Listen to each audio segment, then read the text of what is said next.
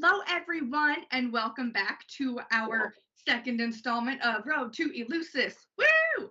Again, I am your host, Brenna Grace. I am the festival director for this year's Spring Mysteries Festival as well. I cannot wait to show you what we have in store tonight and all the other nights and at Spring Mysteries. So, without further ado, we're going to jump right into speaking with our adorable, handsome, beautiful, organized, smart, Zeus's. So with us today, we have our lovely Daryl Delph, the votary of the Temple of Zeus. Thank you, Daryl, for coming. We also have our current votive who is holding Zeus this year for Spring Mysteries, Terry Riley. Yay! And of course, we have Dusty Dion, who held Zeus, I believe it was 2 years ago. 2 years ago. So yay! We are repping. All right. So to kick us off, we're going to start with a couple of easy questions, get us going. At any time, any of you watching are absolutely able to submit your questions. Type it in the comments, in the chat, wherever you're watching, and they will be delivered to us, and we'll answer all the questions we can manage to get to. So please don't be afraid to ask away. So to start off, we're going to talk about what food did you eat a lot? What food did you often find in your life that Zeus liked when you were working heavily with Zeus? We're going to start off with our own Terry Riley this time, since he is holding Zeus this year. What foods are you liking with Zeus, Terry? Generally, a lot when I invoke Zeus, I do it here at the church or whatever. A lot of fruits and vegetables. I don't know. When I picture Zeus, he's always holding, in the times of the Greeks, they had grapes and oranges and stuff like that. But I think it's more the citrus. Got to have that kind of bitterness of the citrus. The more that I eat, the more people like letting on the throne and people out. I get that bitterness. Sour, huh? It's a little bit bitter, so yeah. The more citrus I take in, the better off it works for me. Awesome, thank you. What about you, Dusty? What foods did you eat when you were Zeus? I actually found it to be very similar. I liked lemon. Give me sour candies, but also olives. Olives. I liked meat that had a lot of fat in it. And every time I'd eat it, he'd be like, the fat is my offering. That's what I get. They put the fat in the temples for me. And I'd be like, well, okay. And I'm eating like the fattiest piece of pork roast or whatever. Yeah, so, but yeah, atomic warheads, the sour ones. Yeah. Also, Nim, if you could post the link to this into a chat, I'm going to run off and share it to all my social media and run right back so that everyone can watch. I am in front of Martin the Warrior here instead of in front of my computer. So I would normally just do it, but I can't. What are you going to do? Got to put things in order. Zeus, right? Temple of Zeus. That's right. I am sure we'll cover that. Daryl, what foods did you eat when you were holding Zeus? Funny enough, there were a lot of Zots. A lot of Zots? They're an extremely sour candy that have a little lightning bolt on the package.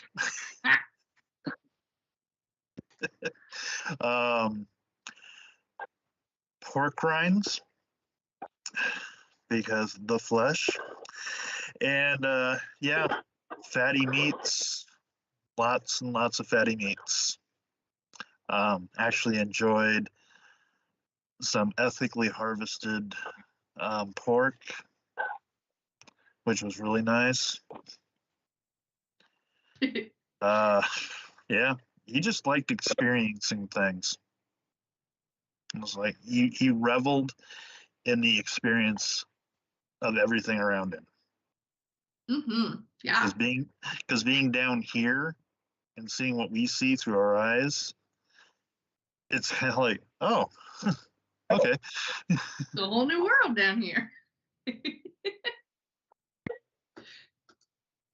So what if you have an altar, or you did have an altar to Zeus, what would you put on that altar that is sacred to Zeus?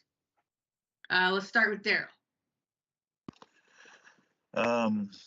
Offerings would be put out at the fire pit of the skin, bones, and fat from pigs, because that was traditional offering to him. Mm-hmm. Other than that, I kept a clear space for Zeus. Order and whatnot. His temples sometimes were very high up on top of mountains and whatnot, and there wouldn't be anything in it, just the temple. Interesting. So just keeping a clear space for him to sit there and go, yep. What about you, Terry? Do you have anything special on a Zeus altar, or ideas of something you'd put on? I got one, not particularly to the Zeus, but I do have one in my room. Church. I call it the Temple of the Holy of Holies. I have 2 hawk wings set on the wall. Then I have guardian pillars in front of the altar. Then I have a pine cone and then a holder in the middle. And it's called the Temple of Holy of Holies because it works off the pineal gland. If you meditate upon that, it opens up what the science is called the God particle inside of us. So to me, if I'm going to reach the king of the God, I'm going to go straight to the God particle. And that's where I got my altar set up. And I also have another altar set up with strictly just bones on it. Cattle bones, dog bones, stuff like that. So that's what I work with. I'm working with Zeus off the pineal gland. I have that altar set up specifically for that right now. Fascinating. Thank you for sharing that. That's really cool, Terry. Dusty, do you have anything fun that you put on your altar to Zeus? Hera.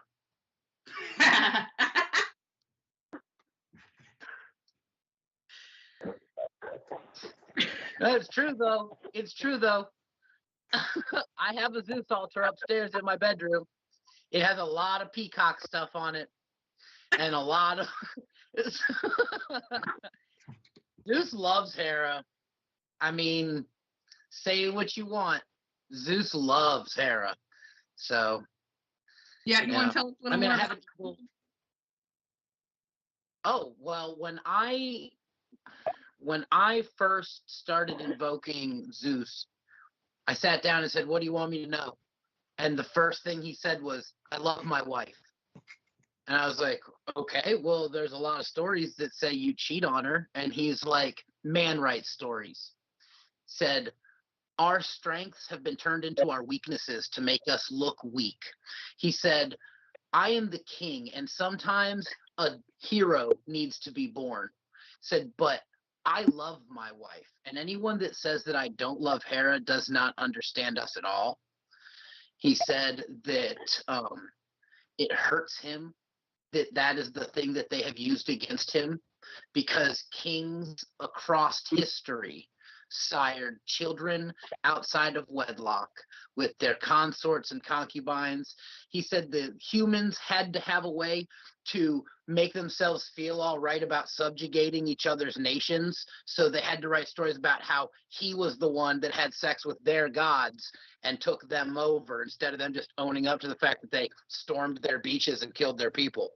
And that he loves Hera. He also, Hera wants me to make sure to tell everybody that she's not jealous of anything. She is the prettiest, married to the king, has everything, and that other people are jealous of her and tell stories about her. Okay. I am sure that Hera will tell us all about that again later this evening. She will. She will. But that of course, she's gonna come into Zeus's and say it too. So, what else is new? She's what I put on my Zeus altar, and an eagle. Daryl, did you have any experiences with Or just Terry? Terry, do you want to say something? No, you're good? Okay. Daryl, do you want to talk about your relationship with Hera as Zeus and what you got out of it? So I've held Zeus on 2 separate occasions for Spring Mysteries. And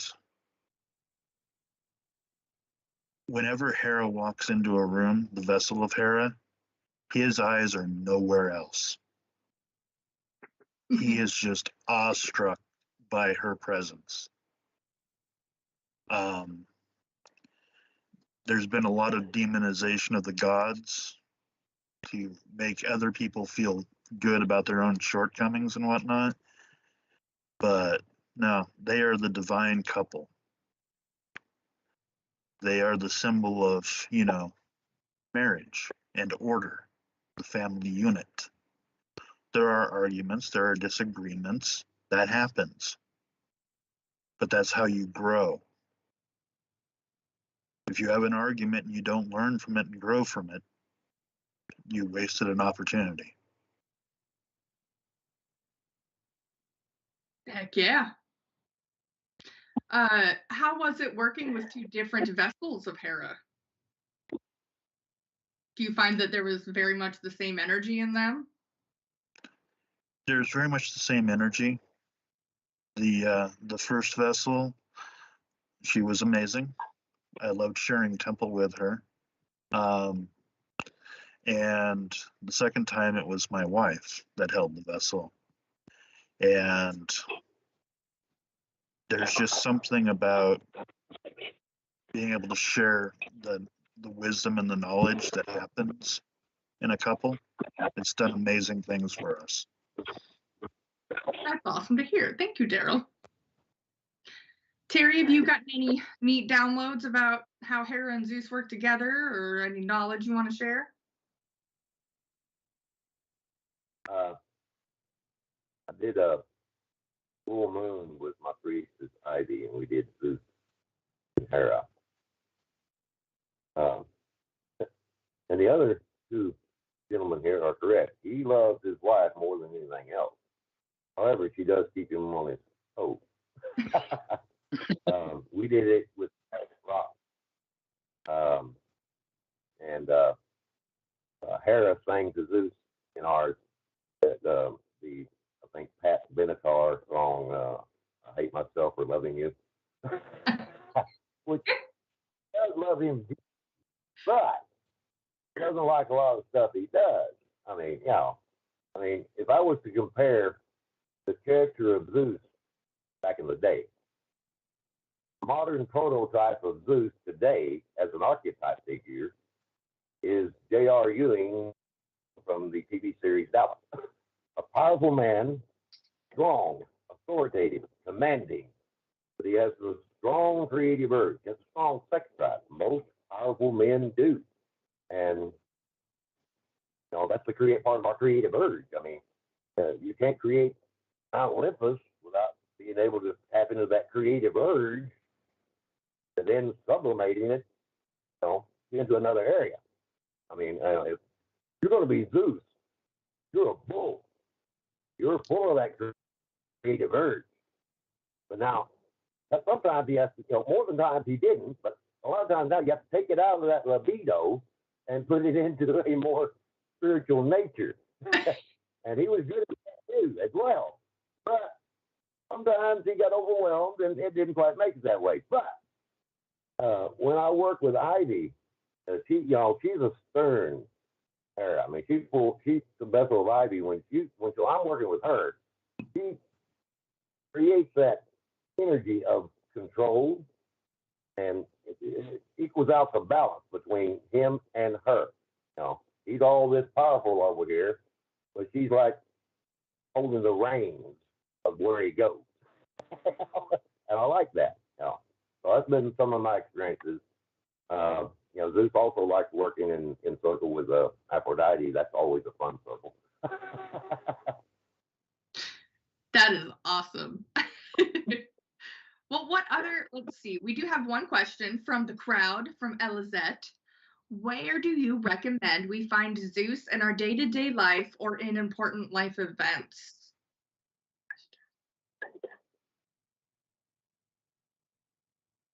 Yeah, Terry? With me anyway, whenever you're getting stressed in your life or things aren't going right, the power of utilizing Zeus's energy in your day-to-day life is take and get a hold of something that you can control. Life seems to be going out of control, and things it looks like everything's going haywire. Do something simplistic. If it's nothing but going out and digging in the garden or doing something that you have absolute control over, and that helps balance your energies out, whether it's digging in the garden or sweeping the floors or washing the dishes or whatever it is on your mundane level. Pull in the power of success and control over that minute area that you know you have absolute control over. And when you do that, that pulls all the energies back in the balance of Zeus and being able to control that area, because that's one of his powers. So any menial thing that you do, you can invoke that power by taking absolute control over it at that particular time. That's so cool. I'm sitting here like seeing where I can apply it like 5 times a day in my life, and I'm like, whoa, that's really cool. Yeah, Dusty? So I would like to expound on that. Zeus is found at every stage of social order. So from the lowest back alley community to the highest echelon of royal court, he is found within the order that is in those societies.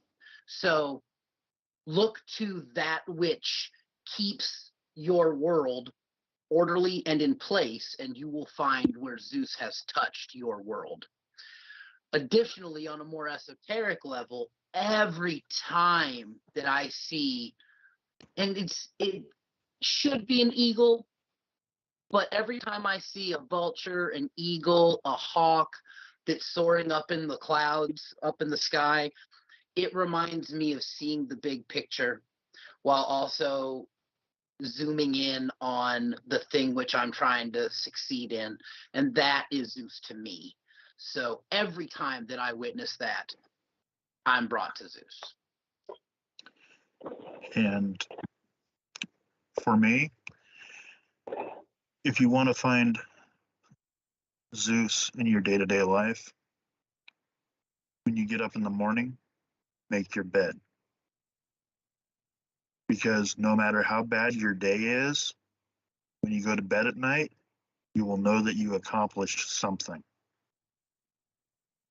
And this will fill you with a sense of completeness that, okay, I'm getting into a nice comfy bed that is made, clean, crisp sheets. It's all good. Another thing with Zeus and me,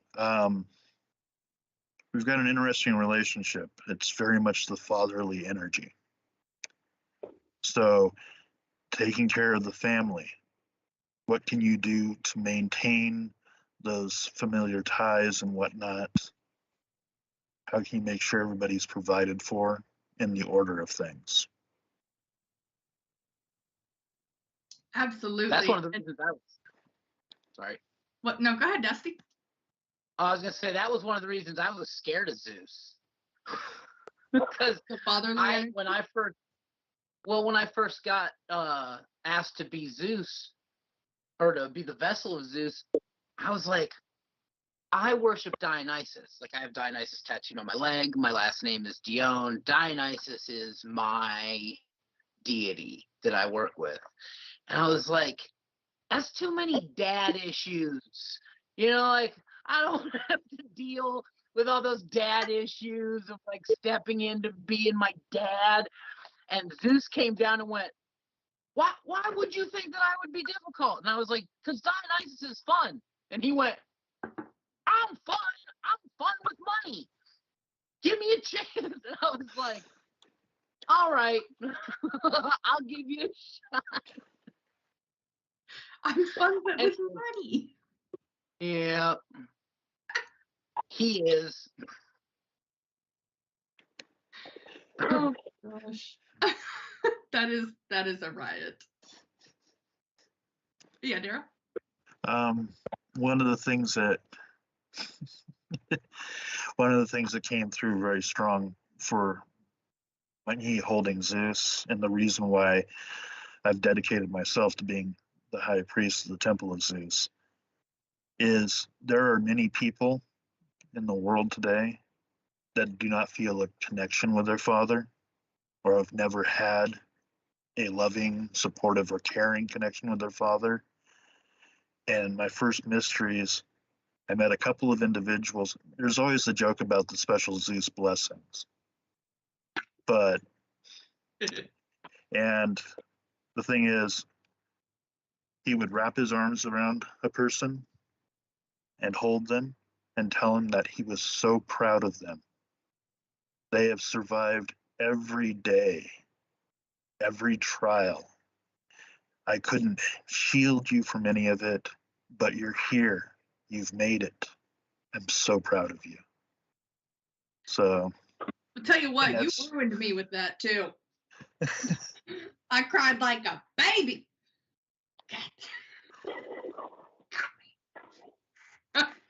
Got me with that one. Let's see. What kind of activities do you do to connect with Zeus? So you've mentioned, Daryl's mentioned, connecting with that father energy, talking with people, hugging people, giving them that big dad hug that they might have been missing, holding ritual, right? What other kinds of things does Zeus find fun? Anybody? Yeah, Daryl? This is a family show. Okay, I got a story on that right there. I was actually approached by an elder in the community that was concerned about me holding Zeus because there was rumors about my libido. But the thing is, one of the ways I honor Zeus and deal with him on a daily basis is I'm the business officer for the International Church, the ATC. I sit there and try to help the ministries grow, make sure resources are distributed correctly, and it's nothing but Zeus energy, honestly. Okay, I'm going to answer that question later. I just got really interested by the question. Okay, what other activities? Dusty? Terry? I'm not like Daryl. I run a church here, and I sit on the president of the board of directors. That's all business, has nothing to do with spirituality. The board of directors handles the business and money aspects of the church. So you got a board of directors, and sitting there as president, you're like Zeus. You're the kind of ruler, You got to sit, and we always do it by Robert's Rule of Order. You don't speak unless you're recognized by the chair and the whole thing, and it just taps into that power. And everybody who's on the board of directors also has a role to play as well, and they learn to tap into that power when it's their time to speak. So everybody working off of a board of directors or a council of elders or any kind of organization like that, you have to tap into that energy. And I like doing it. Zeus likes doing it. That's obvious. He does it all the time. I mean, but if I have to go to a board of directors, and I know it's going to be a hard stuff to discuss and stuff, then I'm going to pull in that Zeus energy and go, all right, time to get down to business. All right, I don't want any monkey things going on. You're going to, Sarah didn't recognize you, shut up and sit down. So you put into that frame of mind. Years ago, when we did our board of directors, I didn't have this understanding. Our board of directors would last 5-6 hours. Now we have an agenda. You don't speak unless it's your turn to speak. We all follow that agenda, and we get it done in 45 minutes, and we're out of there. Thank God for Zeus energy, huh?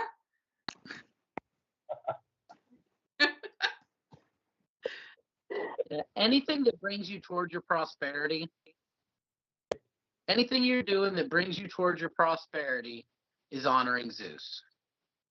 You know, even if it seems like it's in someone else's wheelhouse. Like, let's say you're a woodworker. Yeah, you probably worship Hephaestus if you worship the Greek gods.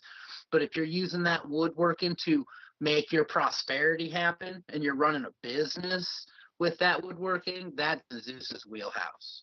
So every day that you get up and get to work on whatever it is, you're working with it. That's been my experience. Heck yeah. For those of us just joining, welcome. We are doing the Road to Eleusis, where we speak with our priestesses who have held different roles within Spring Mysteries and the Eleusinian Mysteries. If you want to know more about the festival, you can go to springmysteries.com. I believe the link is down this way. So please go ahead and check it out. Tonight we're talking about Zeus. So we're going to continue on for the next half hour with our wonderful priests of Zeus and have a good time. So again, if you have questions on what it is like to be a priest of Zeus, how to worship Zeus, any burning questions you've got, for the priests, we would love to hear it. And then at 7:00, we will be joined by Hera and all of those who have held Hera in the past and this year. So yay. I've got stories. That's right. Lola, I feel like Zeus would be really good at telling dad jokes. All right. I'm going to ask you, what's your favorite dad joke, everybody? Oh. Or if you just want one, I'll let Terry start. On my finger.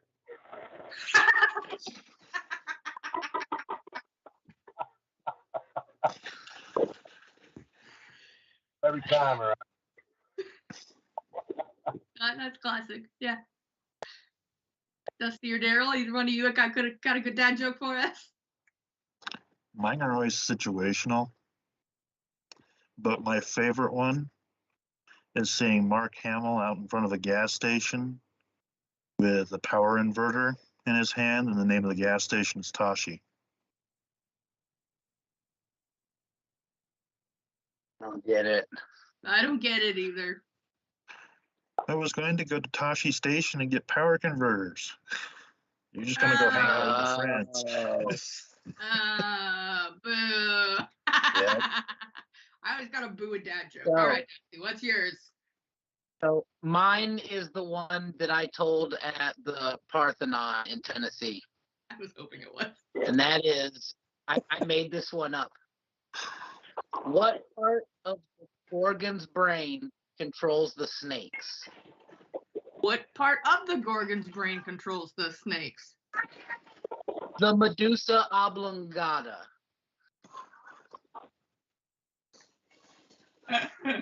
So quickly, we're traveling in Nashville. Dusty tells this woman this joke, and I'm with him and Bella, and she looks at me and says, "Bad dad joke?" And I laughed for an hour because I had not yet heard the term bad dad joke. It was brand new at the time. And I was like, yes.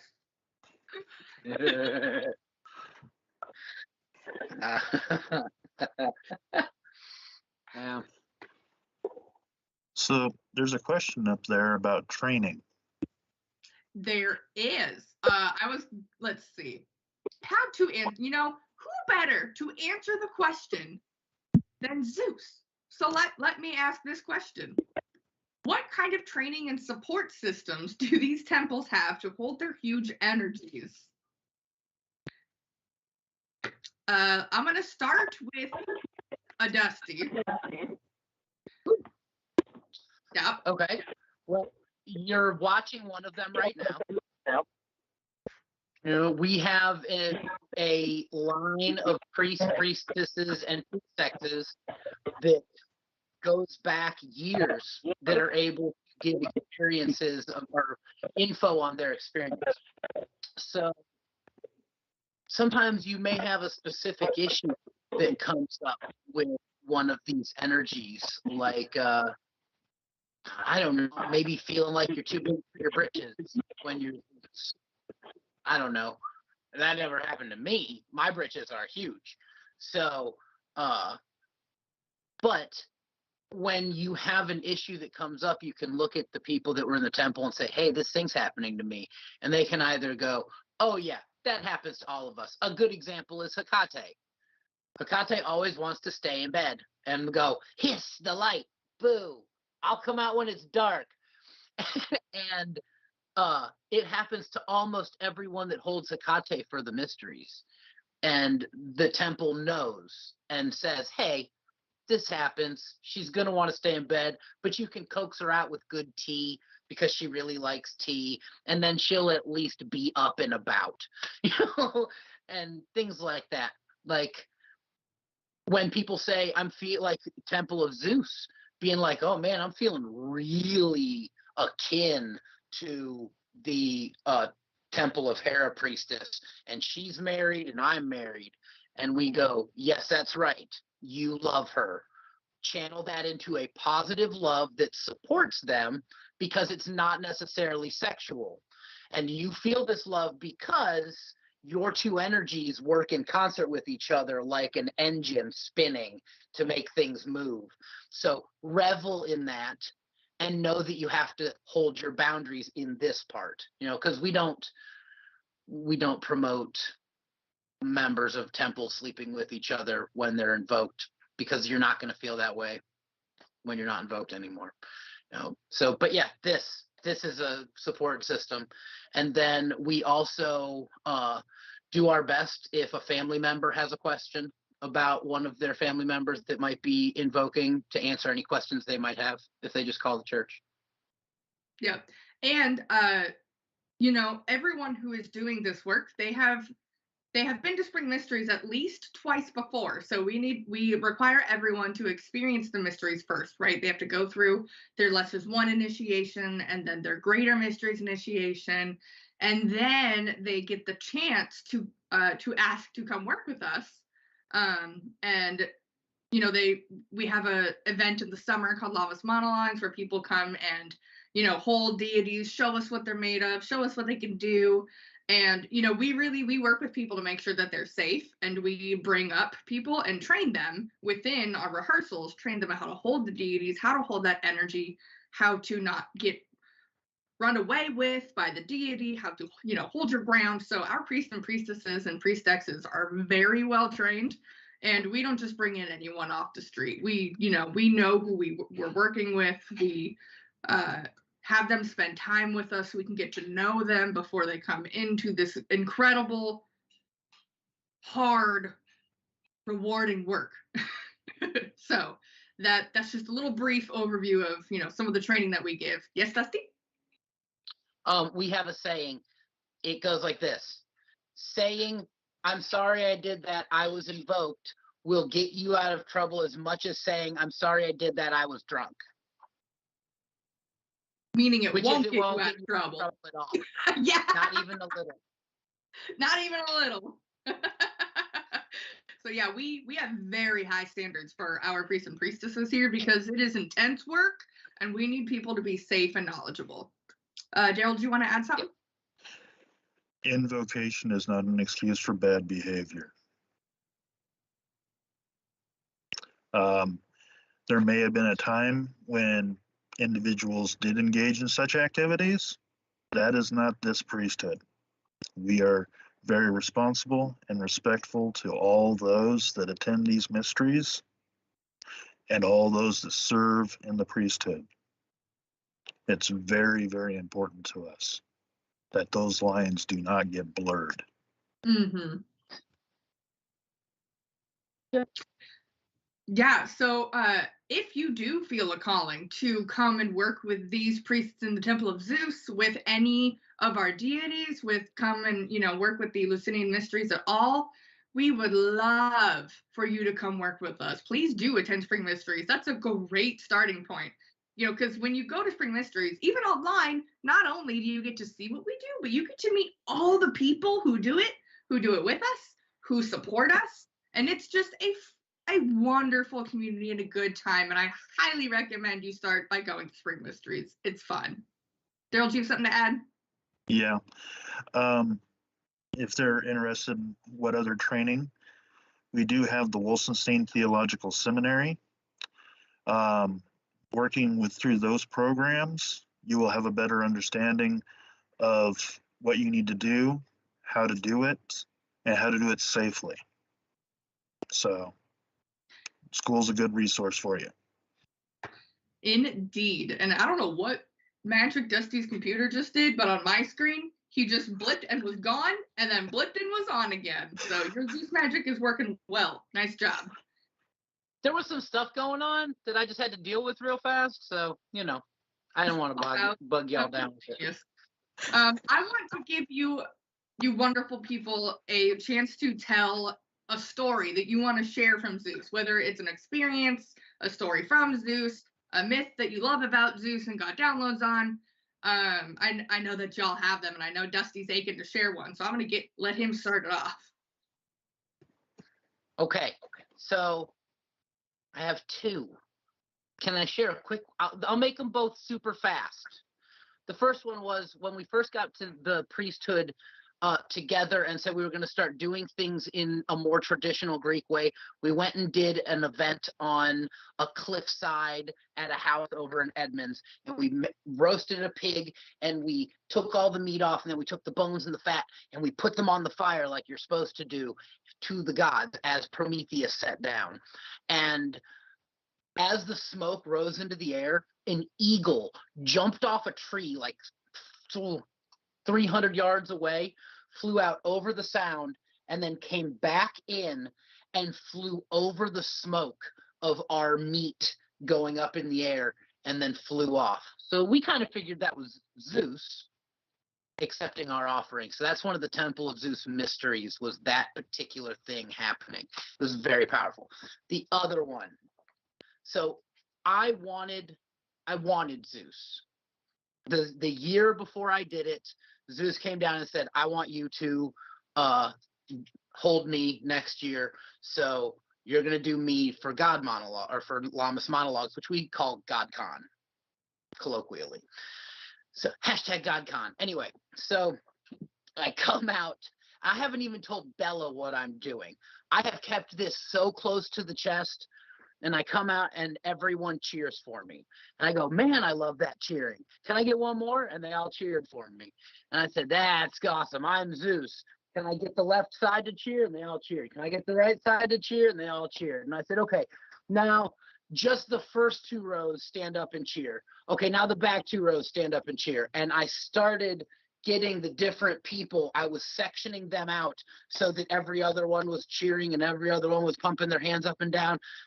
And when it was all said and done, I said, my name is Zeus, and I put the universe in order. And they all looked at themselves and went, damn it, he did. And what happened is Jupiter entered our universe and pushed all of our planets into alignment. Zeus found his place in the order of the universe, and by taking his place, put everyone else in order. It's what he does. So that is my story. I love that story. Daryl or Terry? I almost just called Terry straight up Zeus. Daryl or Zeus? Terry wants to tell one.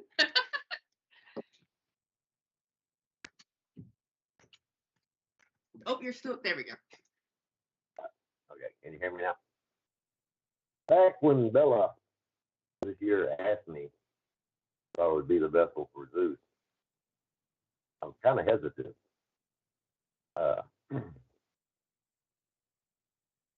And what I got was a message from Zeus while I was talking to her on the phone. And the message I got was, you are a part of the ATC. Okay? And the ATC is a worldwide church. And everyone that's in that church as a member, or coming to Spring Mysteries, or talking to each other on the computer, we're part of a body of people, of worshipers. And you have to do Zeus this year because because it's your responsibility as a priest of the ATC.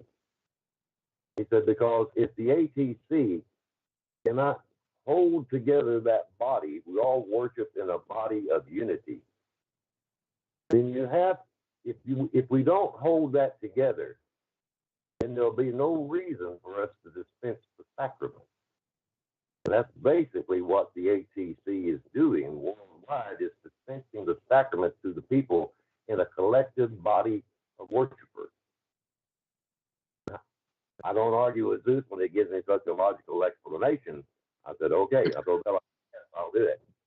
But I've thought about that and thought about that every time we go to rehearsals now, you know, and when I listen to Daryl give me advice on the line I need to deliver, or Dusty tells me this, I'm going, we're working together collectively, and Zeus said that I had to do this, and I'm not going to argue with him, but I'll always want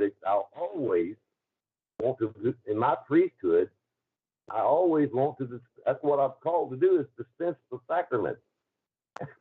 And the Spring Mystery Festival is all about that, dispensing the sacraments to everyone who comes to it. And we built a large body of people that we're connected to in Canada, Ireland, Australia, Italy, South Africa. And hey, you can't let them down. I went, yes, sir, I'm going to do it. I love it. That is beautiful. Thank you for sharing that with us, Terry. So, for mine, I'm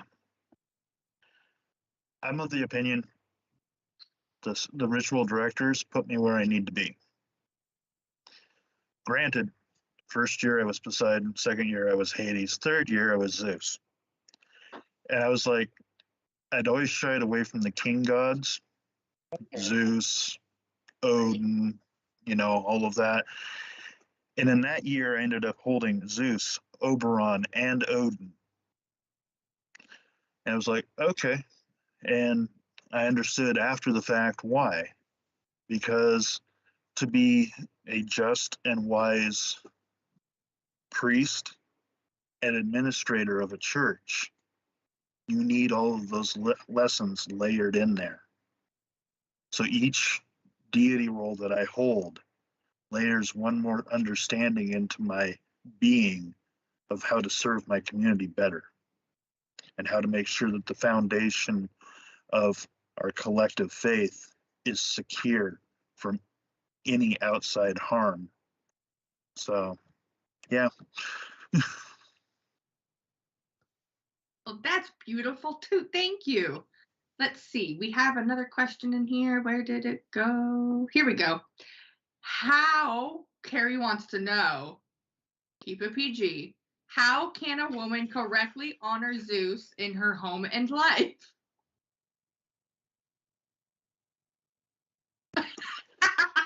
So Hera's the birds and Demeter's the bees. So what you need to do.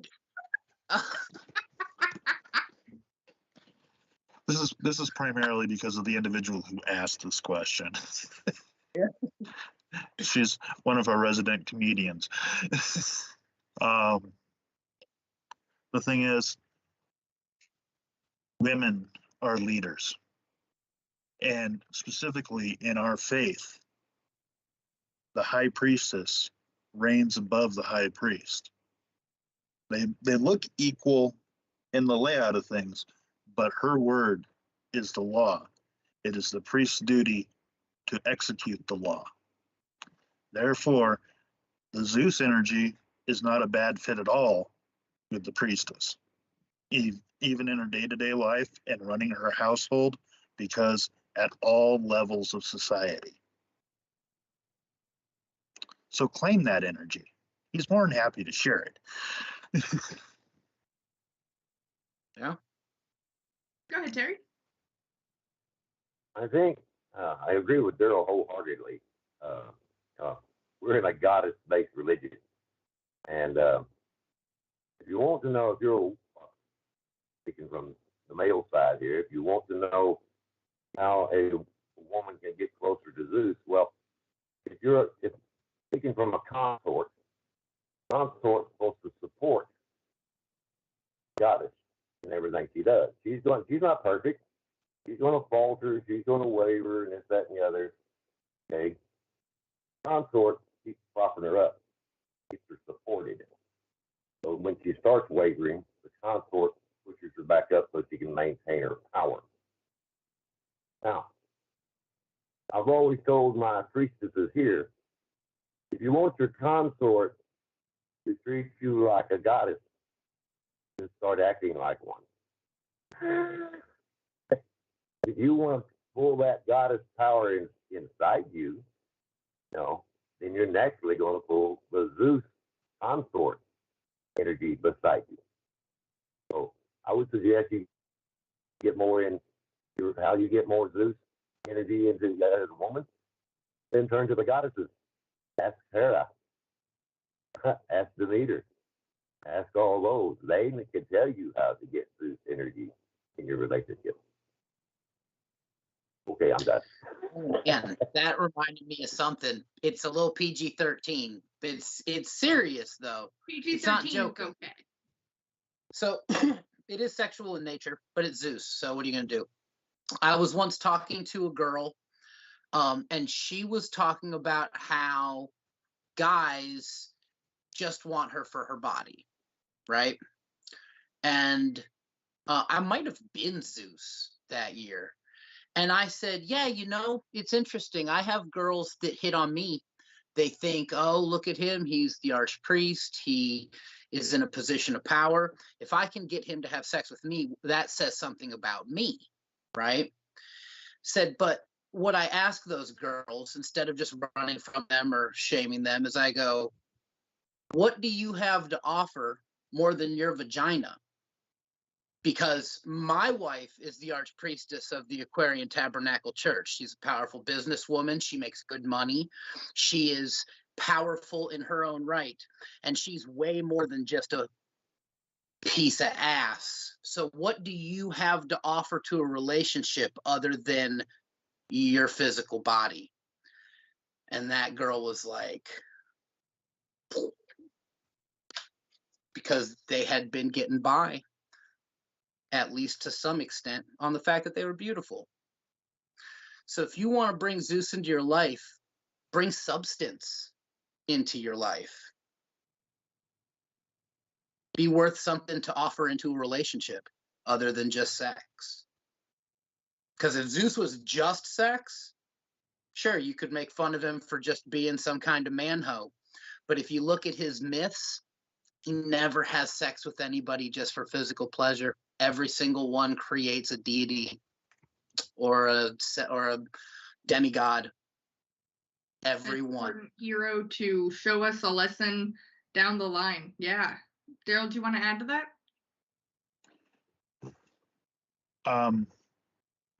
If you really want to know how he is, think about the time he's holding his unborn child in his hand because the mother of the child was just incinerated by his appearance. And what he did to keep that child alive and what he had to not do to protect that child from all the slings and arrows that he would go through because he could not break the order of the universe. This child had to suffer and had to go through some amazing things. And all he could do was weep and just stay to the side and watch as he developed into an amazing god. But it's those trials of parenthood and whatnot that Zeus gets that very deeply. By the way, Dusty, Eo Dionysus. Eo Dionysus.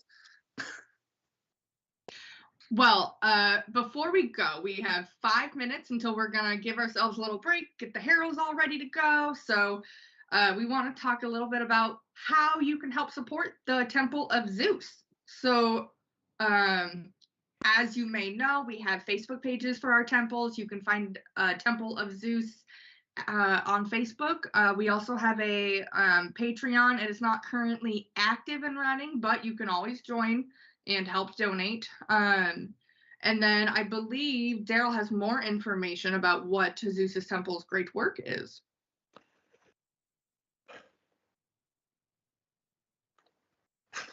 Maintaining the order and the structures of our faith. Therefore, there is a pledge program where you can give a monthly amount, whatever it may be. If you don't see a pledge level that works well for you, or you need one custom made, just let people know and they'll get you sorted out. But there are some nice little, things that you get on the side for being in the pledge program. That is true. So yes, please feel free to support. You can also find more at our website, atcwicca.com/temple-of-Zeus. Someone's going to put it in the comments wherever you're watching, don't you worry. So I would like to thank Dusty and Terry and Daryl today for taking the time out of their busy schedules that I know all three of them have. Thank you for giving us these wonderful information, telling us stories. I learned a lot about Zeus and his energy tonight. I had a great time. So any last quick pieces of advice or things you want to leave your wonderful people with?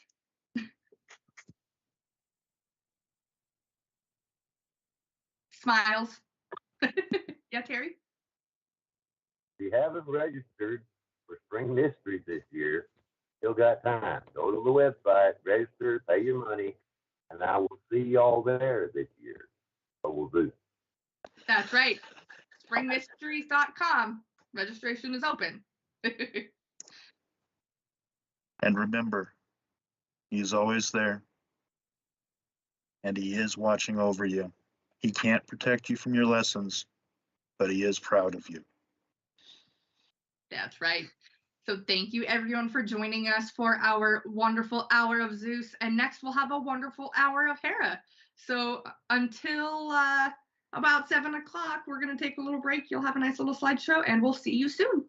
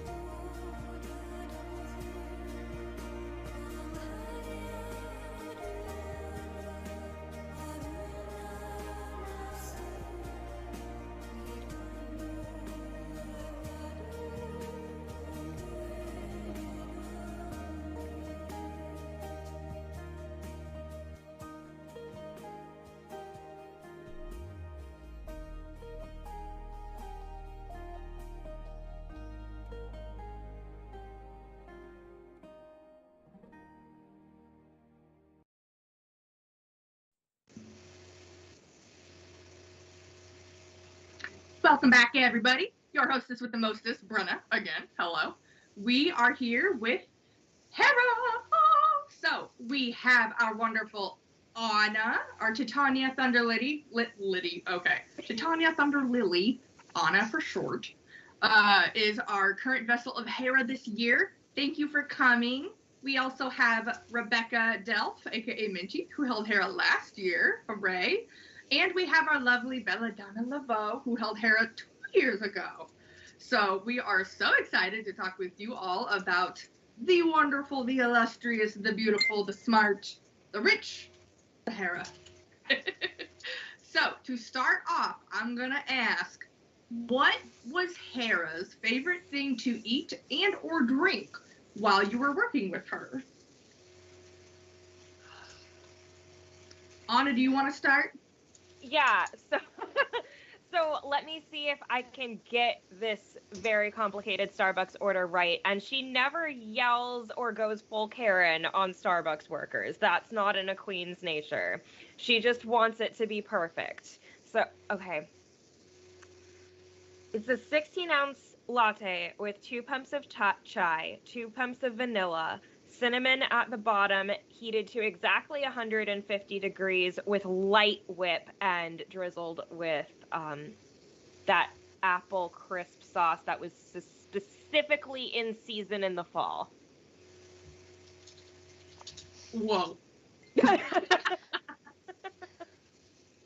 was very specific. I will probably never receive that drink again since the apple crisp latte is no longer in season and may never be at Starbucks ever again, but that's what I lived off this past fall, and now I'm trying to adapt it without the apple spice, but it's not the same. What about you, Minty? Hera was surprisingly the least picky out of all the deities I've worked with. She was just like, I don't cook. We're ordering takeout. Okay, let's get this. Okay, we have to work within the budget. That's fine. We are ordering takeout. Order this, this, and this. That's within our budget. Okay, and no more of this. It's bad for you. Yes, ma'am. Takeout is a big one. She does not cook. I have had no desire to cook. It's all takeout or whatever is quick and instant because I'm in a business meeting. I do not have time to fry oil and boil water. That is for peasants. Sounds horrible when I said it like that. Favorites? So I did not realize that was the time when I stopped cooking.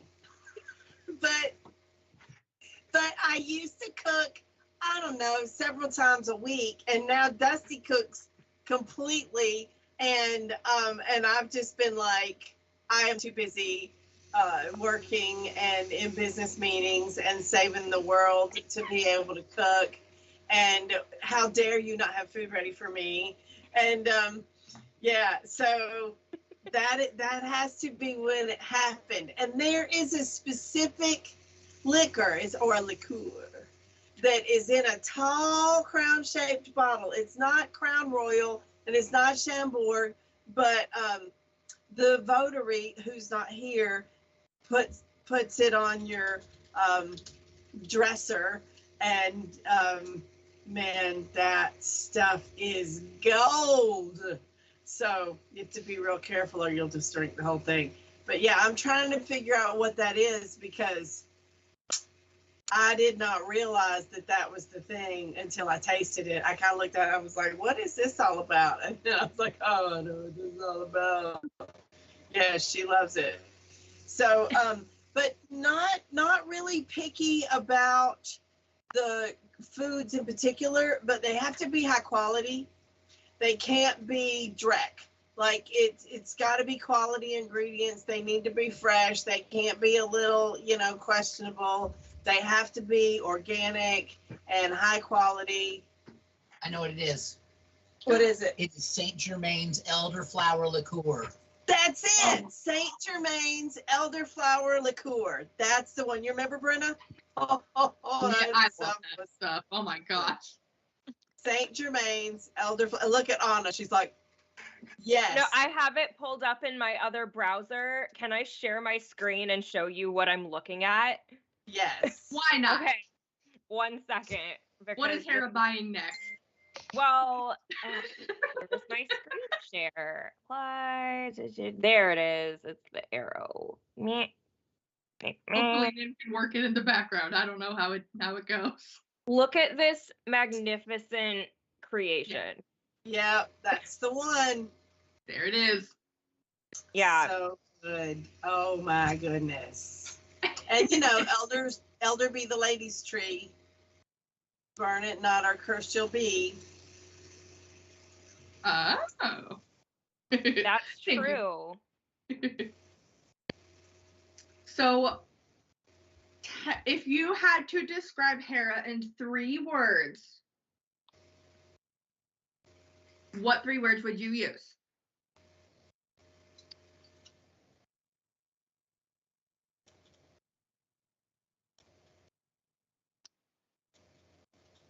I would describe her. Resourceful. Oh, sorry. Go ahead. No, you go first. Resourceful? You're the one holding her this year. Okay. I would say resourceful.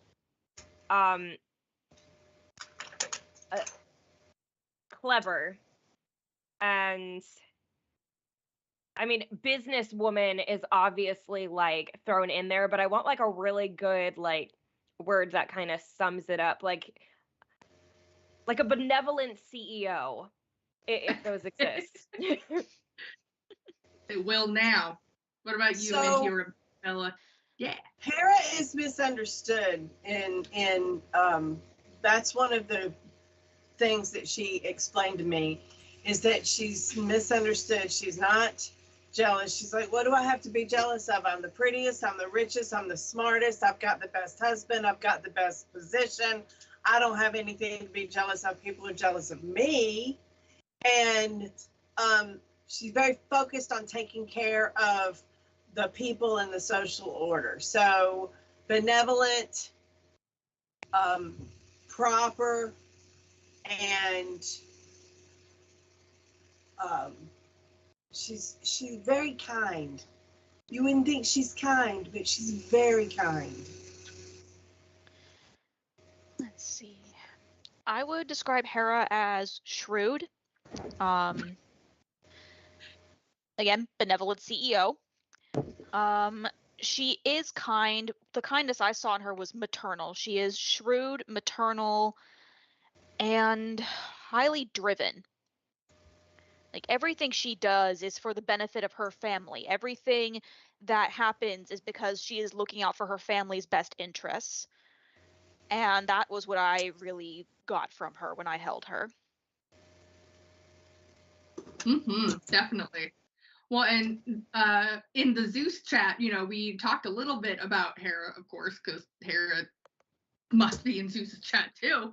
And he was mentioning that, Dusty was mentioning that Hera had this, I am not jealous. I have everything in the world, what Hera has a lot of, like Bella said, misunderstood concepts about her. What are some of the other things that people say about Hera that you're like, no, that's not true? I have a big one. Oh, sorry. Go ahead, Minty. You go first. Okay. So the thing that I really feel like needs to get hammered home about Hera when it comes to the whole her stomping on mistresses and getting mad about bastard children, it was never about just, oh my God, Zeus slept with somebody else. It was about the context of which it should happen. In ancient Greece, the wives were the ones who chose the concubine. So a lot of it was Hera being exasperated of, you took a concubine without consulting me, and now I have to go and make sure that this kid is worthy of our bloodline because otherwise our children's inheritance is at risk. So I was going to go play with the goddesses and do weekly bridge club, but now I'm doing this. So thanks a lot for that, sweetheart. So that is something that I think is very misunderstood about Hera, is that she's not just throwing fits and getting pissed off. No, everything she does is for the benefit of her family, including her extended family. She is the crucible within which heroes are made. She has to put them through these tests. It's part of her duty.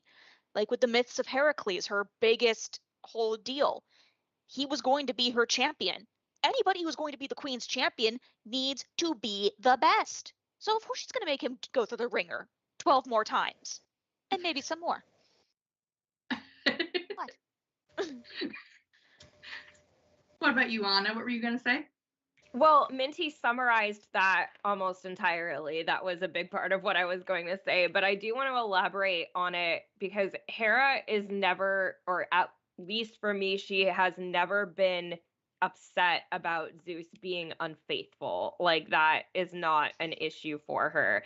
And I don't believe that she views or the gods, essentially. I don't think I've ever held any god that views monogamy or loyalty or faithfulness the way that we as humans view it. And so if a hero has to be made, a hero has to be made. Zeus can go do what he wants to do, but she is the goddess of marriage and partnerships and relationships. And if hubby doesn't consult her first, then we have a problem, because relationships are about communication and openness, and a kingdom needs to be ruled by two hands, not just Sky Daddy deciding that he knows best. That doesn't mean she doesn't love Zeus. She loves him so much. He's her fave. Yeah, Yeah. the message that I got from Hera was, you can go do whatever you want, but you're coming home to me. That. What about you, Bella? Anything else from you? Well, the thing about when I was Hera, I had been the queen at Sickle, and then I got to be Hera. So I had queen training starting like in July of the year, and then I had Sickle, and then you were there for part of that, Brenna, and I was like the leader. So it was all about leadership training for me. That leaders, it's not about being in a history book. It's about making sure that your people benefit from your being in charge, that you're supposed to make sure that their life is better. And that I also agree with Anna that it's not about principles of monogamy and being loyal, because Zeus is very loyal. Zeus is doing his job, she's doing her job. She is the crucible with which heroes are made. Exactly what Hera said. She brings people to their best potential. She is the one who holds you to task and says, no, this is not good enough. You could do better, do it again. And she doesn't feel bad about that, because what she feels bad about is you being not as good as you could be. She wants you to be the best you can be. And so I see Hera as more than just the goddess of marriage. I see Hera as the goddess of social contract. Your position within society and you fulfilling that position to the best of your ability, whatever it might be. And yes, marriage is part of the social contract. Hera's like, I've been relegated to marriage.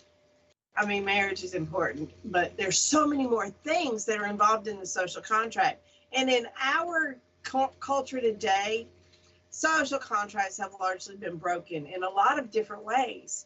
And Hera is, she's unhappy about that. She's unhappy about being misunderstood. She wants to write the understandings, like right, not like right, but like make right the understanding of her and Zeus and the other gods of the pantheon, because by understanding who they really are and not who they've become through the bastardization of Christian monks telling their stories, right, and disempowering them, we reclaim our perfect society, which America is based on, the Greek society, the seat of Western culture. So it was a big history lesson for me, and a big, this is what queens do. This is how queens support their kings. This is how queens support their kingdoms. This is how queens make heroes. So, man, I love her. She also paid off all my bills. My credit was so good when I was holding Hera. I was like, wow, how'd this happen? It was great. You're getting credit card requests every day.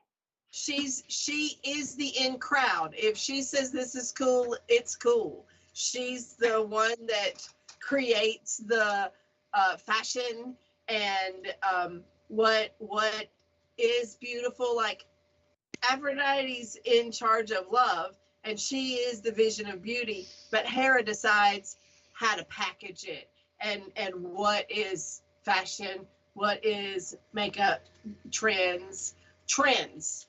Hera sets trends. She's a trendsetter. Mm-hmm.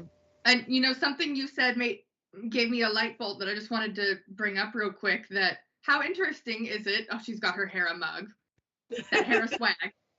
How interesting is it that we only recognize Hera for marriage in modern society when all other social contracts have gone to the wayside, and that's the only sacred one we have left? I think that is very interesting. And it relegates women to a spot. You know, it puts us in a box. It puts her in a box. And to make people think that she's jealous also disempowers her as a queen, because being jealous is kind of a petty emotion. It's one of the most unattractive emotions that you can have. And Hera is the most beautiful. She's the epitome of all that you can attain. So if you make her somebody to be pitied and somebody who is petty, then you take away the power of woman and her ability to ascend to queenhood.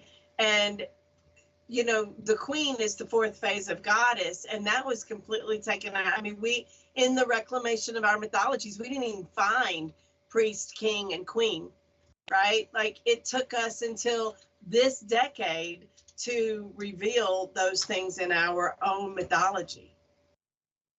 Mm-hmm. Absolutely. We have a lot of really good questions coming in, and I'm excited to get started on these. Fantastic. So Kate asks, I feel like Hera is trying to help me in my life, but I have been intimidated to do the work with her. Help? She wants an answer. There are so many questions here. Like I already said to one person, like, I want to answer that question because it's like in my specialty range. But like, I love this kind of stuff. So the big thing with Hera, she's not as scary as you might think. If you come up to her and as long as you are polite and respectful, she's great to work with. She just doesn't want you being rude. Just be like, Your Majesty, my lady, please help me with X, Y, and Z. And then just say, here's what I need. And then she will sit you down and she will map everything out that you need to do.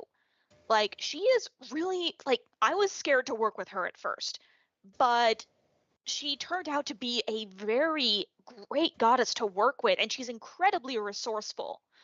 Like, she is very much okay, why are we worrying about all of these steps right here? This can just easily be fixed if we just flip this switch right here. When I held her, I wear a headset most of the time for work purposes, but I didn't have enough time to get a different mic and speaker system for mysteries. And Hera's like, okay, well, you bought me that nice diadem, right? Yeah. Okay, put that blue scarf over your head. Here we go. And you couldn't tell. It's just like, this is what I wore in ancient times. This will work now. Oh, look how it frames your face. You're so lovely.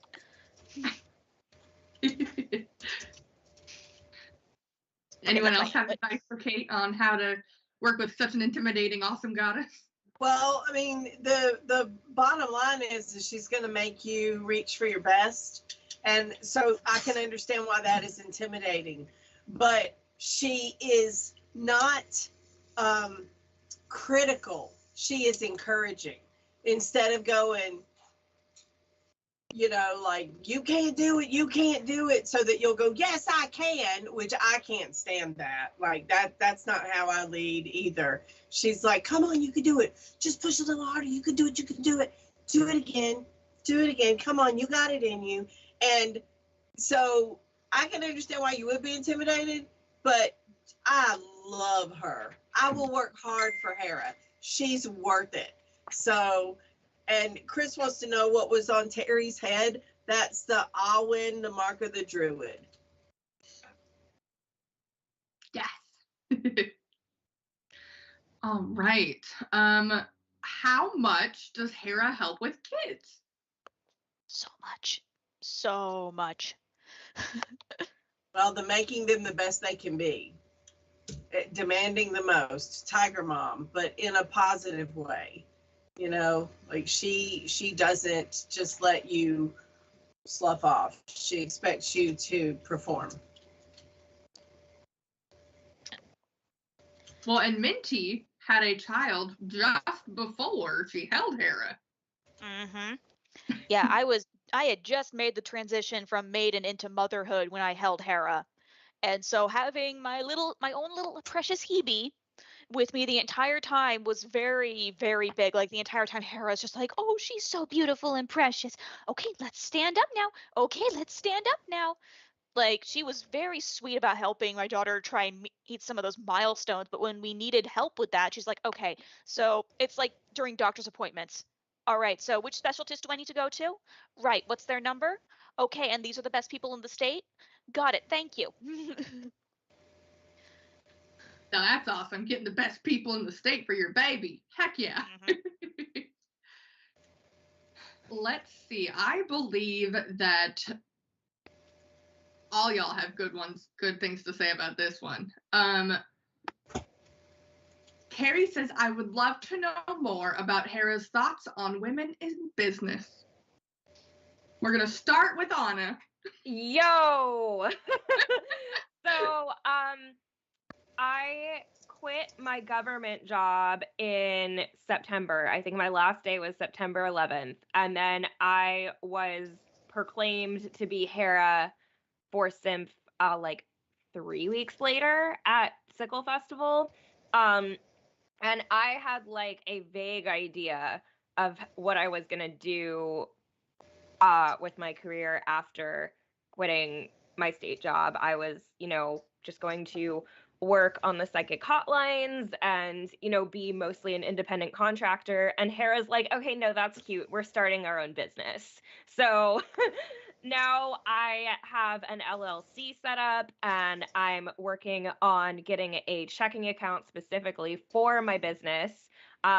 She got me a position at the biggest new age store in the state reading tarot. And now my clientele there is growing to the point where I make more money in person than I do on Keen. Or Keen is the psychic hotline I work on. I mean, I will never give that hotline up because I love it. But she really challenges you to be your best self and to not settle for less or for mediocre. And something that I've also noticed along this path of trying to set up my career is she really doesn't have time for people who are trying to put you down or hinder you from realizing your passions. I ended my engagement with my now former fiance because he was hindering my success. And that was really hard. And if he's watching this, I'm sorry. Well, no, I'm not sorry. That's the thing. I'm not sorry. Because my success is more important than your ego. And that's that. So and I'm not saying actively go out and put people down to build yourself up. That is absolutely not what Hera is about. It's more, don't let the people who have always been trying to put you down continue to do so when you're trying to realize your ambitions. Very important. Bella, do you want to share a little bit about your business experience with Hera? Well, I took up a second career when I was holding Hera, and I had a dream about it, and then I talked about the dream for a month before I realized that the business I went into was the response to the dream that I had, and me and Minty made out in the dream. Hey, what you doing? Oh, be a fly on that wall. I when I started my business, I had not planned to, but Hera had all my credit paid off. She had me a brand new credit card with 0% interest, a checking account all ready to go with a bank that I'd never used before, and she had me all set up. And then people were like, you don't deserve to work because you're the archpriestess. You have to do what we ask you to do and not do what you want to do and not prepare for your future and not create a retirement. And Hera just would not have any of that. She was like, the people that love you will support you, and the people who don't love you don't matter, and you have to be focused on the people that love you, and you serve everybody, right? Like everybody's in your kingdom. It doesn't matter whether they love you or not. The point is that you're providing a better life for them, and some people are going to complain no matter what you do. Like somebody told me one time, and Hera was like, this is a really good analogy. You could put babies on spikes, and some people would be like, finally, babies on spikes. I've been waiting all these years. Finally, you did it. Thank God. While everybody else is like, babies on spikes. What are you doing? So it doesn't matter what you do. Some people aren't going to like it. And she said, she's like, you have to do what's best for the greater whole. Queens can't run kingdoms without the possibility of having to send some people to their death in war. And that sometimes you have to be like, some people are going to die so that the whole kingdom can be better. And unfortunately, I've not had to face that challenge. I hope none of you have had to face that challenge. That would be a really difficult challenge to face. But what I learned from Hera is that the only time you lose is when you quit. And everything else is making you a better leader. All of the other challenges are preparing you for a better leader.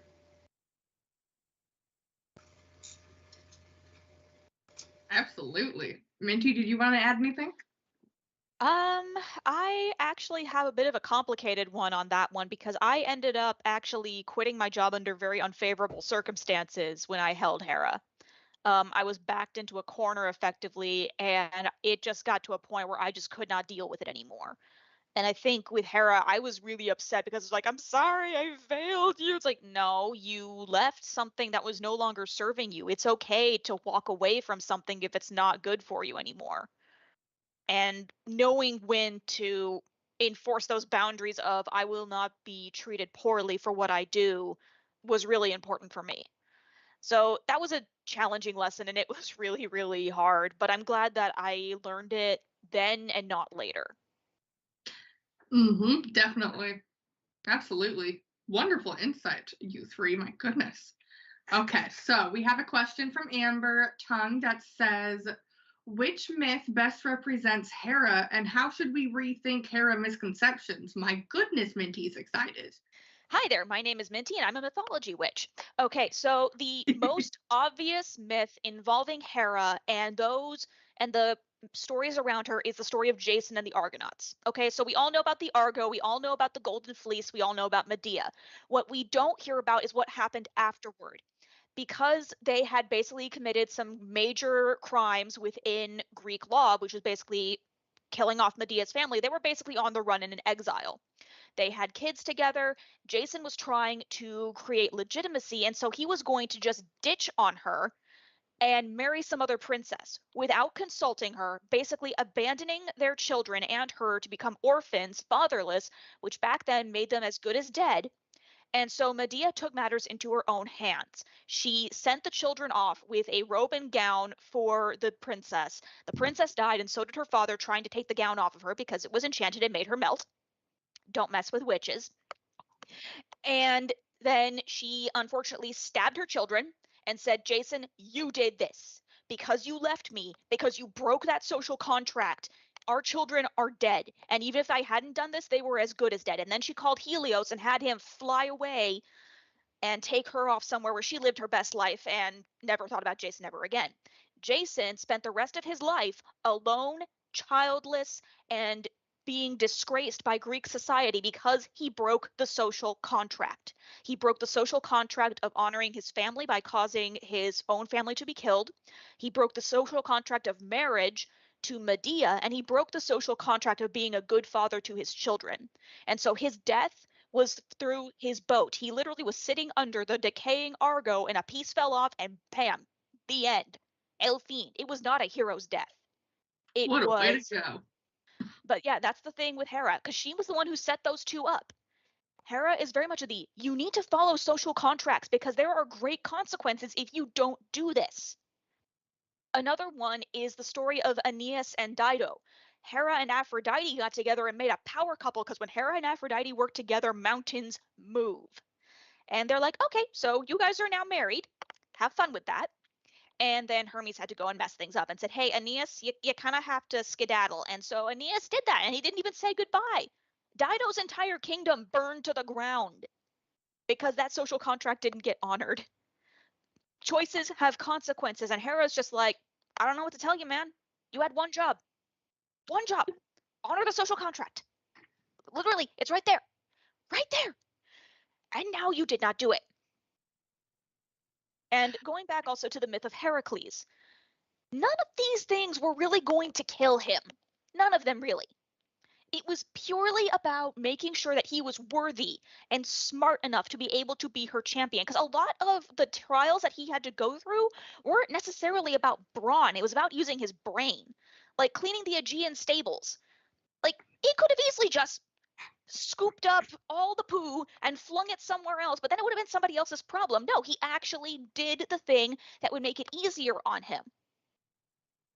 He was careful, he was clever, he had to use that, and he had to tame his anger, which was his biggest failing point. And Hera knew that. Also, when he was a baby, she nursed him. And that's how we got the Milky Way, because he decided to be a naughty little baby that was teething and num, num, num, num, num. She yanked him off as any woman would and spray all over the sky, and that's how we have the Milky Way. She wouldn't have done that if that had been any ordinary baby. It was a heroic baby. So it's like, all right, you're going to need the fuel. Only the best for this little kid. There you go. I did not know that is how they thought the Milky Way was created. I love it. Yeah. So that's the thing. Hera is very much in your choices have consequences. You need to follow things to the letter. And only the best for the people in your life who are going to be impactful. Treat people with respect. Follow your promises. And, don't abandon your wives. I have an affinity for story time with Minty, so that made me happy. Someone just said this is the best story time with Hera ever. Oh, good. I'm glad. So, ladies, oh, here's another one. Oh, okay. Here we go. Someone asked, is it hard being a vessel? I will answer this. No, Bella's raising her hand. I'll let Bella go first. So our vessels train for at least 3 years to be a vessel. You have to go to Spring Mysteries twice. You have to be initiated into the mysteries, and then for first degree, that's the first year. Second year, you are initiated into the greater mysteries, and then the third year, you can be initiated into third degree mysteries, which is being a vessel. It is definitely a spiritual walk. You are the physical embodiment of that deity on earth for that year until it is passed off to another vessel.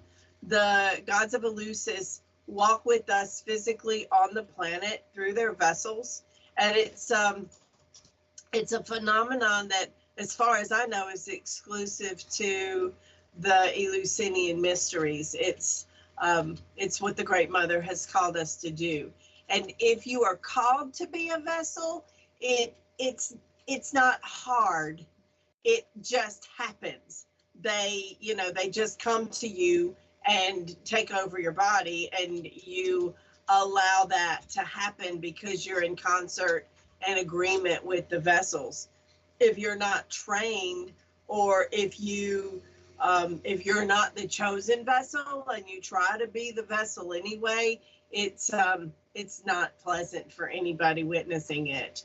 And you can totally tell when you're with a vessel who is anointed by the deity, because you tear in their presence. Like, you can feel the deity present. And if they're not the anointed deity, you're kind of left with I feel like this person's just dressed up and not really doing it, you know? So it's not hard, but it is a commitment, and it is a spiritual path. You get a lot of awareness. It can be challenging if you have really difficult things to learn. Like if you have to break up with your fiance and accept your power, if you have to completely start a new career, if you have to, quit your job and be a stay-at-home mom, and that wasn't on your career path, that wasn't what you were thinking that you were going to do, then change and pain kind of occupy the same space. But if you don't fight the process and you accept it as the path and you trust the gods and you face your lessons with courage and honor, then it's hugely rewarding for the effort. I hope that answers your question. Anna, did you want to add anything? Yeah, I mean, Bella nailed a lot of it. Honestly, the hardest deities to hold are the ones that challenge you with shadow work that is most prominent for you. I personally, like, most of the Greek deities I've held, it's been like breathing. Like they've sort of like weaved their way in and just like stepped into my body and did all the things. Aphrodite was very, very hard because I have a lot of shadow work around her and she taught me some lessons. But it wasn't hard in that I was like actively changing my behavior every day. It was hard because she was like a therapist living in my head 24/7. I mean, you wouldn't think Aphrodite would be a therapist, and it's definitely not therapy in the way you would think it's therapy. But she was challenging me in ways that I very much needed to be challenged. I will say, having invoked from different pantheons, that invoking an ancestral deity, like when I invoked Freya at our Norse Sickle Festival, that was hard because there's a difference between gods that kind of either the question is what came first, the people who worship the gods or the gods themselves, and the Olympians, like, we most likely the gods themselves came first. But with the Norse gods, it was they used to be people and then they became gods. And so holding Freya was like having, rather than just having like mist and ether in your body, it was like a whole other person in your body. And it was exhausting. Amazing, but exhausting. The only other pantheon besides the Judeo-Christian pantheon that I explored was with Celtic and Welsh. I mean, my namesake Titania. I invoked Titania, the fairy queen. She was the first goddess I invoked for the public, and that was also a very different energy. And I feel like ancestral gods take over your whole body, and the Greek gods in particular come through your crown chakra and speak out of your mouth, but I have a little more control. That was a random tangent. I'm sorry for going on it, but yeah, it for me it depends on the deity and the pantheon. And the shadow work.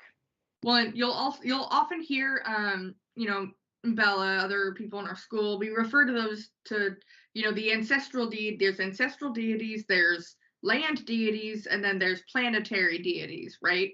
And so these, ancestral and land deities can be more difficult to connect with if you're not in that land, in that culture, and you don't have that mindset. But planetary deities, because many of the Greek deities are associated with the planets, right? You've got Ares and Mars, Venus and Aphrodite, all that. And so it's a lot easier to connect with those energies because they're right, they're up here, they're in the sky, everyone sees them, everyone experiences planetary energies.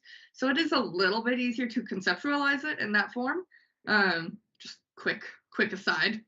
Oh, look, we have a Mary Malinsky who's just joined us. Hooray!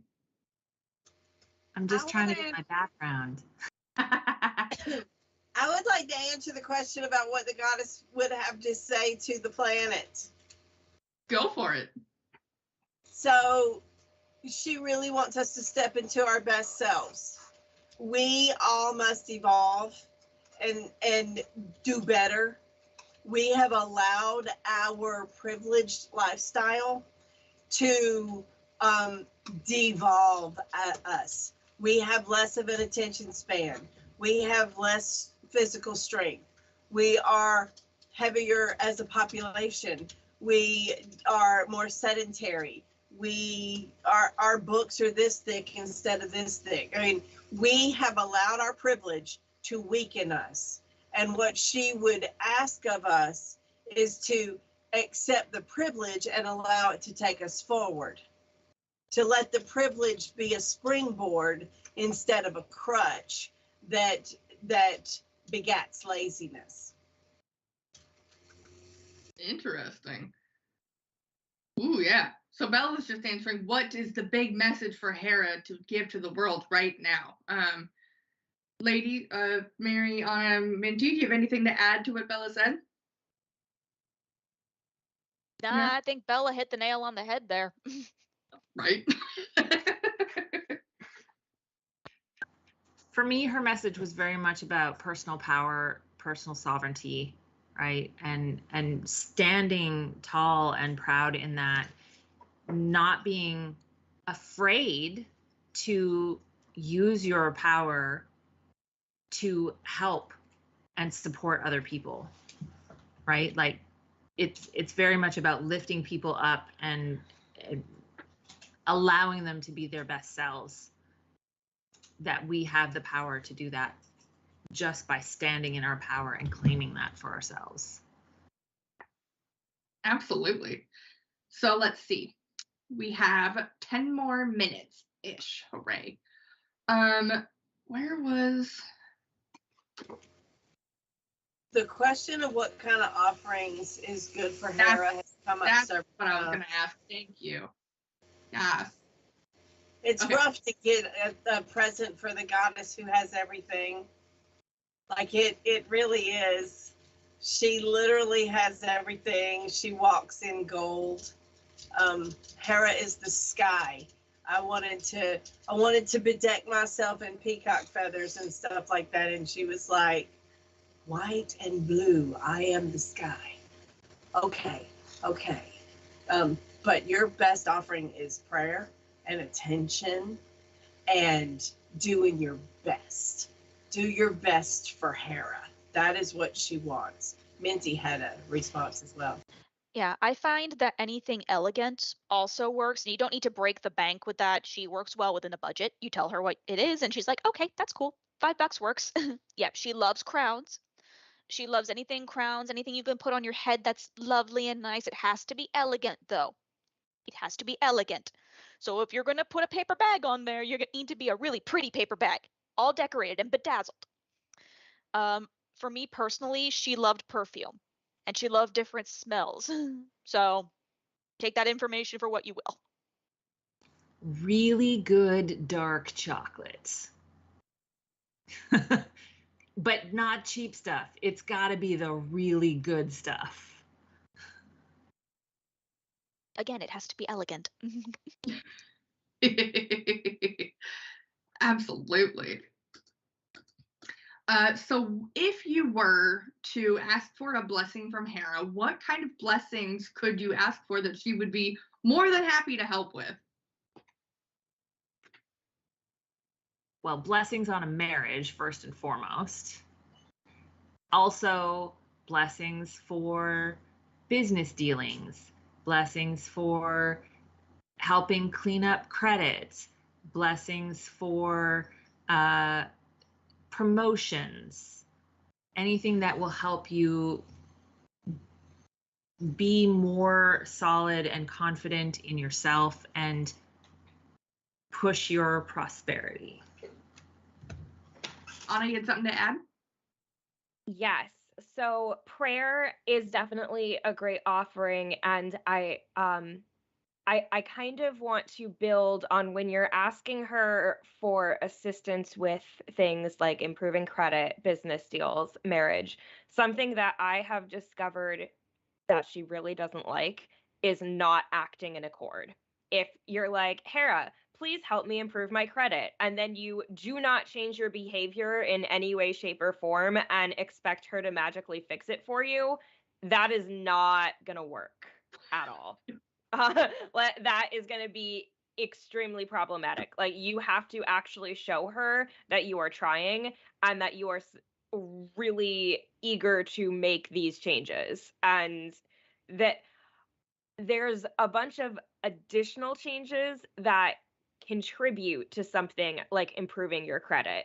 Like, it may not just be like being more stingy with your money. It may be that you need to cut out some things that have been very expensive, like alcohol, cigarettes, going to lavish dinners all the time. If you, or takeout, mine is takeout. It's always takeout. Well, I'm like, I don't want to get into this like capitalist mindset, of like, if you just cut out and budget, it'll be fine. But it's more like, if you're actively self-sabotaging your own goals, even in ways that you may not think are related to the goal, she's not going to be happy with you. You have to be your best self and act in accord. Yes. So ask for that was my tangent, but do ask, like, if you basically, yes, if you ask for blessings, be sure that you're listening and doing. Very important. Let's see. I'm trying to think of a way to say so we talked a little bit about, a relationship with Zeus and how we don't judge him for, sleeping with others because he's making babies that are important to save the world. Are there any other ways that Hera and Zeus are connected that may have surprised you, or experiences that you had with, other Zeuses that you were working with?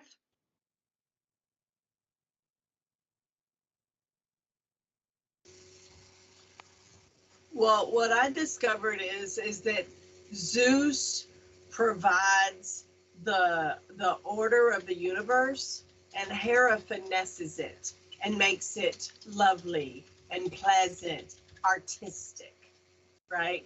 Hera adds the artistic. She takes a bird and makes it grand.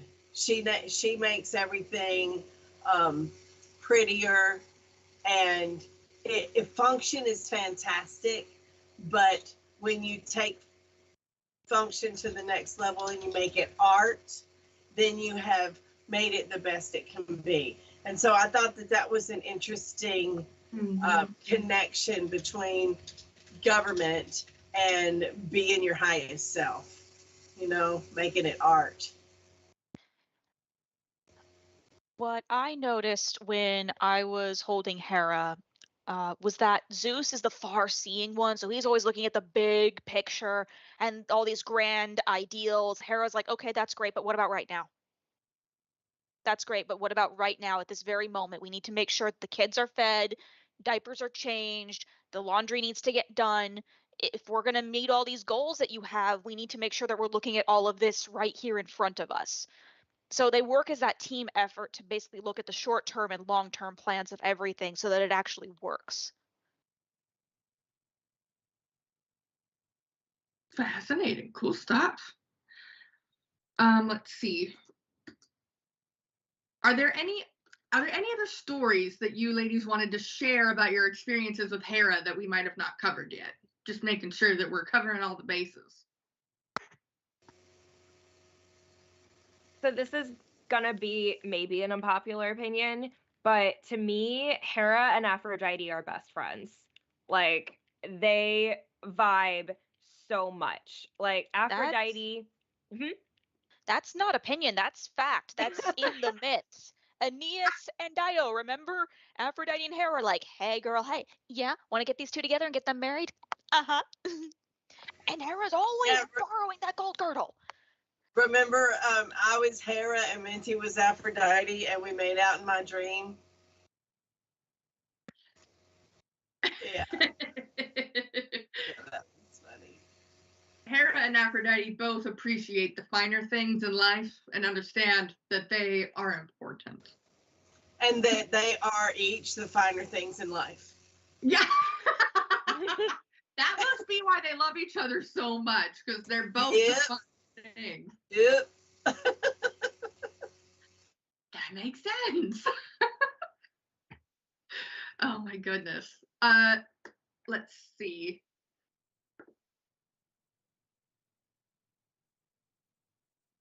Man, okay, I think I've gone through most of the questions that we've on my list. The Heras are so on top of it, answering all the questions, getting through it, making sure we end just on time. I can't even with these people. They're so great. Are there any last things that Hera's like? SpringMysteries.com. Come to Spring Mysteries. Come to Spring Mysteries. If you don't come to Spring Mysteries, you are truly missing the iconic festival in all of pagandom. 3,000 years worth of amazing stuff.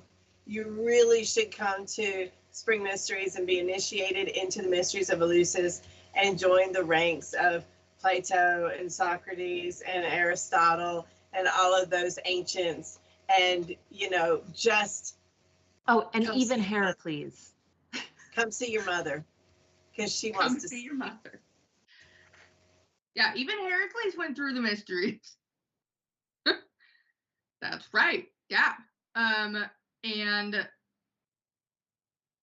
next week we are having 2 more deities come visit us.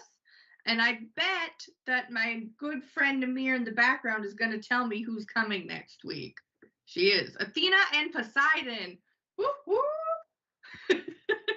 I'm so excited for that. Oh my goodness. Okay. So, votary of Athena, I'm stoked. Alrighty. So, thank you all for joining us tonight. This has been so fun. Again, thank you, Anna, Rebecca, Bella, and Mary for joining in. We're so happy you joined us and we got to see your face. Thank you all, and thank you to the Zeuses who were here earlier and talked with us about all the wonderful mysteries of Zeus. We cannot wait to see y'all at Spring Mysteries, and we cannot wait to see you next week as well. Now remember, if you want to find out more about the Temple of Hera, you can go to our website, atcwicca.org/temple-of-Hera. Someone's going to post a link in the comments for you, don't you worry. You can always find more temple information at springmysteries.com as well as registration information. We still need workshops and we still need vendors if you're interested. Zeus and Hera are the ones who are in charge of the vending because, they're all about that prosperity. So we would love for all of you to join us. Thank you, thank you, thank you. And I hope you have a wonderful evening, and we will see you next week with Athena and Poseidon. Have a good night, everyone.